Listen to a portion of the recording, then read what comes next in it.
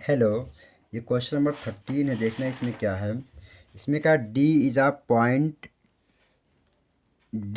Point on the side B C of A triangle A B C such that angle A D C बराबर B ए सी। तो मुझे ये prove करना है, यानी एक ट्रायंगल ए बी सी पर बी सी पे एक पॉइंट डी है।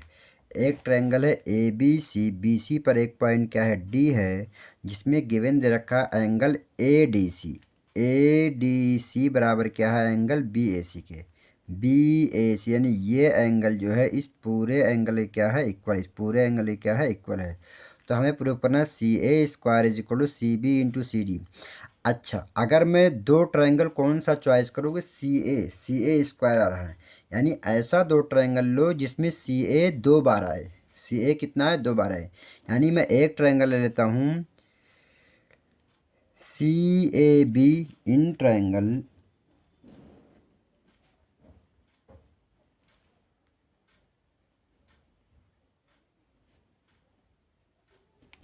सी ए बी ले लिया और ट्रायंगल सी डी ए लेता हूँ, and triangle C D A.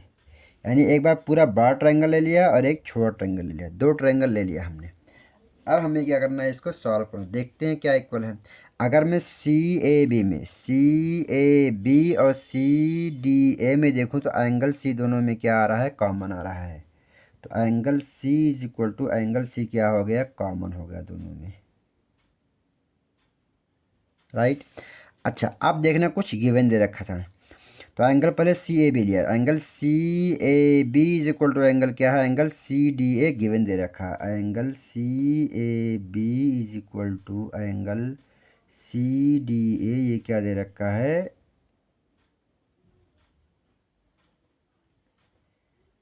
Basically angle D है, एंगल ए है, राइट। ठीक, गिवन दे रखा, दो चीज़ मिल गया।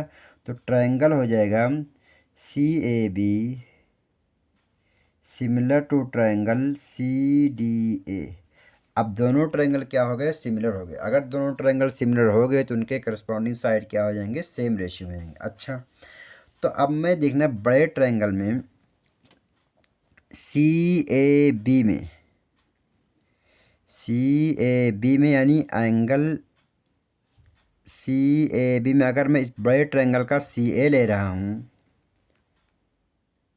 तो छोटे ट्रायंगल में ये बचेगा। इस बड़े ट्रायंगल में सिर्फ एंगल बी बचा है और छोटे ट्रायंगल में ये ट्रायंगल यूज़ हो, तो इसका मतलब ये बचा, यानी एंगल बी जो है एंगल इसके इक्वल है। तो अब बड़े ट्रायंगल में एंगल बी के सामने अगर सी ए ले रहा हूँ तो छोटे ट्रायंगल में इसके सामने क्या हमारे पास है, सी डी है, तो सी ए अपॉन में सी डी ले लूँगा।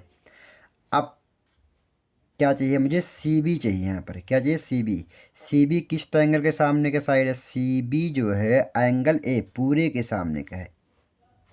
तो एंगल ए के सामने अगर मैं सी बी ले रहा हूँ तो ये बड़ा एंगल छोटे वाले ट्रायंगल में किसके इक्वल था, इसके इक्वल था। तो इसके सामने कौन सा साइड है, सी ए के इक्वल है। क्रॉस मल्टीप्लाई कर दो, C A into C A is equal to हो जाएगा C B into C D.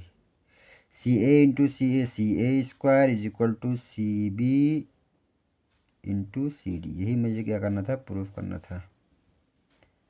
Angle के अकॉर्डिंग देखना, जो एंगल जिसके इक्वल होगा उसी के सामने का साइड क्या होगा, रेशियो में इक्वल होगा। प्रूफ बहुत इंपॉर्टेंट क्वेश्चन है, पेपर में आ सकता है। Thank you.